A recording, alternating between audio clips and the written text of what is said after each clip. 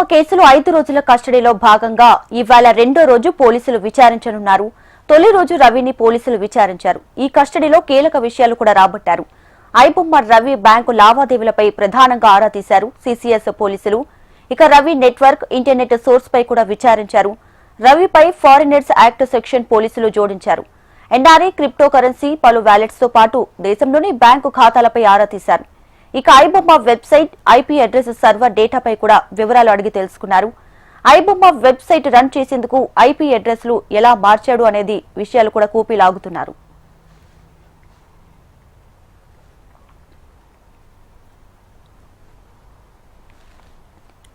ఐబొమ్మ 1 నుంచి movie rules website కి redirect కావడంపై కూడా పోలీసులు ఆరా తీశారు. హార్డ్ డిస్క్లకు పాస్వర్డ్లు ఉండటంతో రవి ద్వారా వాటిని ఓపెన్ చేయించి ఎథికల్ హ్యాకర్స్ సహాయంతో అనాలిసిస్ చేస్తున్నారు. నెదర్లాండ్స్ లో రవి హోమ్ సర్వర్ల డేటాపై కూడా కీలక ప్రశ్నలు అడిగినట్లు తెలుస్తోంది. ఇమ్మడి రవి వాడిన మొబైల్స్ పై వివరాలు సేకరించారు పోలీసులు. ఇక రవి రెండవ రోజు కస్టడీకి సంబంధించి లేటెస్ట్ అప్డేట్స్ మా ప్రతినిధి గోవింద్ లైవ్ లో అందించడానికి సిద్ధంగా ఉన్నారు. గోవింద్, అసలు రెండవ రోజు కస్టడీలో భాగంగా అధికారులు ఎలాంటి ప్రశ్నలు సంధించే అవకాశం కనిపిస్తుంది? ఎస్ దీపిక, తెలుగు రాష్ట్రాల్లో సంచలనం రేకెత్తించినటువంటి పైరసీ మాస్టర్ మైండ్ ఇమ్మడి రవి కస్టడీ పిటిషన్ ఈరోజు రెండో రోజు విచారణ కూడా కొనసాగుతూ ఉంది. కాసేపట్లో రెండో రోజు కూడా విచారణ ప్రారంభమయ్యే అవకాశం ఉంది. అయితే ఇమ్మడి రవి గురించి నిన్నటి మొదటి రోజు విచారణ కూడా పలు కీలక విషయాలు కూడా పోలీసులు రాబట్టారని కూడా చెప్పుకోవచ్చు.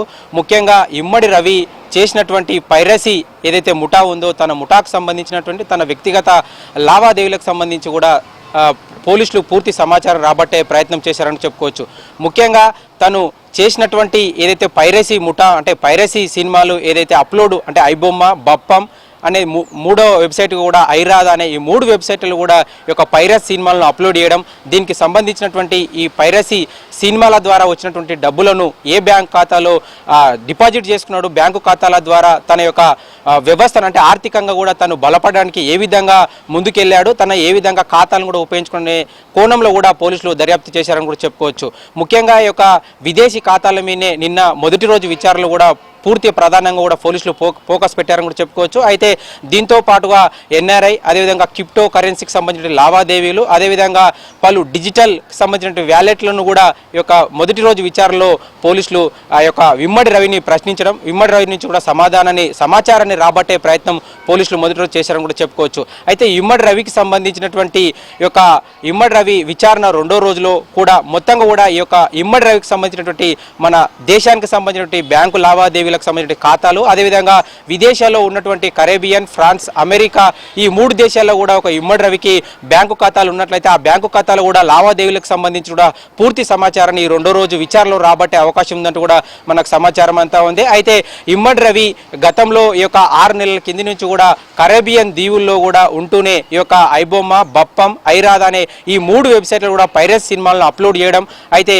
దీంతో ఈ యొక్క భారతదేశ పౌరసత్వాన్ని కూడా ఈ యొక్క ఇమ్మడి రవి అనే వ్యక్తి 2022 ఉన్న భారతదేశ పౌరసత్వాన్ని కూడా కోల్పోవడం, అయితే దీంతో కూడా ఈ యొక్క కరేబియన్ దీవులకు సంబంధించిన పౌరసత్వాన్ని ఇమ్మడి రవి ప్రస్తుతానికి పొంది ఉండడంతో ఈ యొక్క పోలీసులు కూడా సిసిఎస్ పోలీసులు కూడా ఈయన మీద కూడా విదేశీ ఫారెన్ యాక్ట్ సంబంధించినటువంటి కేసును కూడా ఈయన మీద నమోదు చేయడం, అంటే భారతదేశంలో ఉంటూ అంటే దేశానికి సంబంధించిన నేరస్తులు అంటే విదేశీయులు ఎవరైతే భారతదేశంలో ఉంటూ ఇక్కడ నేరం చేసినట్లయితే వారి మీద నమోదు చేసేటటువంటి యాక్టే ఫారెన్ యాక్ట్.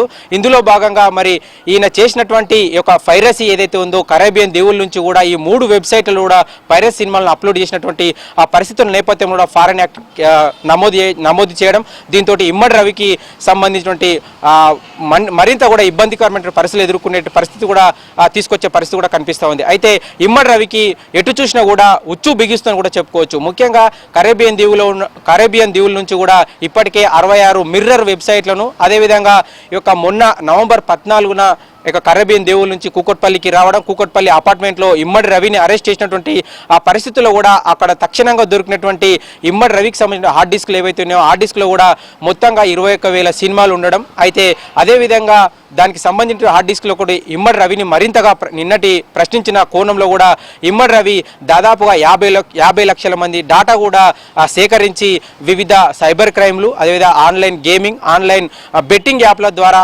నిర్వాహకులకు ఇచ్చి వారి నుంచి కూడా భారీ ఎత్తున డబ్బును సమకూర్చిన నేపథ్యంలో కూడా ఈ రకం కూడా ఈ యొక్క రెండో రోజు విచారణ కూడా ఇమ్మడి రవిని పోలీసులు విచారించే అవకాశం ఉంది. మొత్తంగా చూసినట్లయితే ఈ ఆన్లైన్ బెట్టింగ్ ద్వారా ఆన్లైన్లో ముఖ్యంగా ఈ యొక్క ఐబొమ్మ బప్పం ఏదైతే సినిమాలు మనము డౌన్లోడ్ చేసుకొని సినిమా చూస్తుండగానే 1bet 1x అనే యొక్క ఆన్లైన్ బెట్టింగ్ యాప్లు కూడా దర్శనం ఇవ్వడం, దీంతో యువకులంతా కూడా చాలా మంది ఈ యొక్క ఆన్లైన్ బెట్టింగ్ కూడా ఆకర్షితులు అవ్వడం.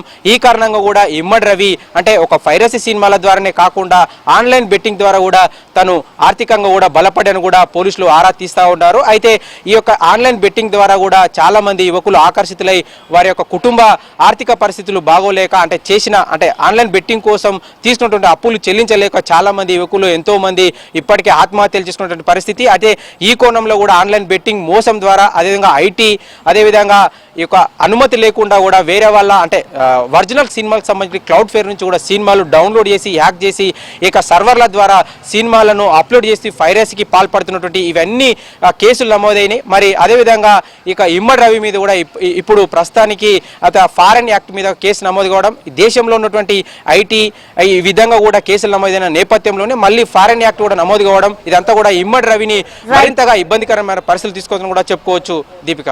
Right Govind, thanks for the latest updates.